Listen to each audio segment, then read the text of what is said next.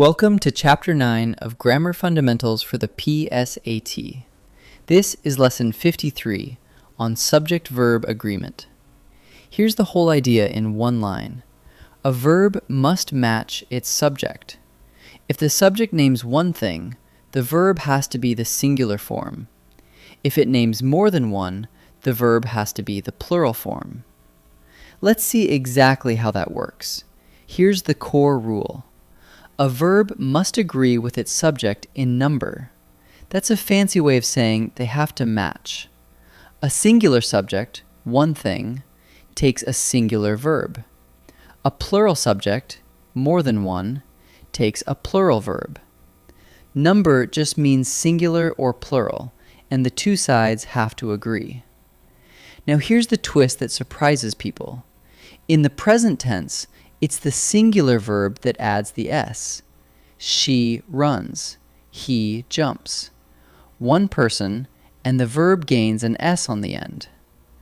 But the plural verb has no S. They run. We jump.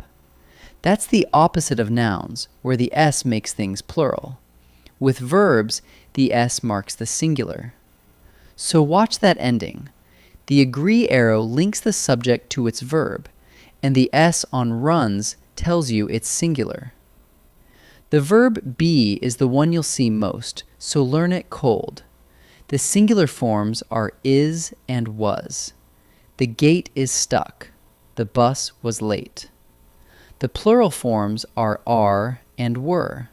The gates are stuck. The buses were late. One thing gets is or was. More than one gets are or were. The same rule, agree in number, just with the trickiest little verb in English. One heads up before we practice. The words I and you always take the plural form of the verb, even though they often mean just one person. We say I jog, not I jogs.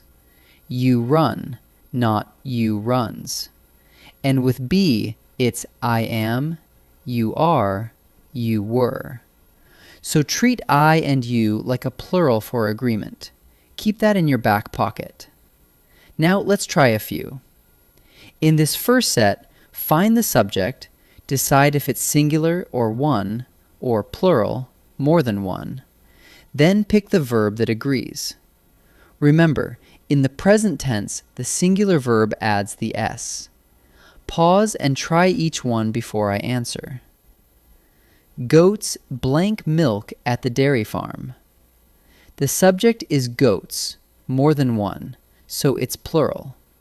A plural subject takes the plural verb, the one with no S. That's produce, not produces. So the answer is produce. This airplane blank to Denver. The subject is airplane, just one, so it's singular. A singular subject in the present tense takes the verb with the S. That's flies, not fly. So the answer is flies. These lamps blank not work. The subject is lamps, more than one, so it's plural. Even the helping verb has to agree. The plural form is do, and the singular form is does. Since lamps is plural, we want do. So the answer is do. 3 more. Same plan. Find the subject, decide singular or plural, then pick the matching verb. Watch for the verb be, and remember I and you take the plural form. Pause and try each one. 300 people blank in the audience. The subject is people, clearly more than one, so it's plural. With the verb be, the plural past form is were, and the singular is was. People is plural, so we need were. So the answer is were.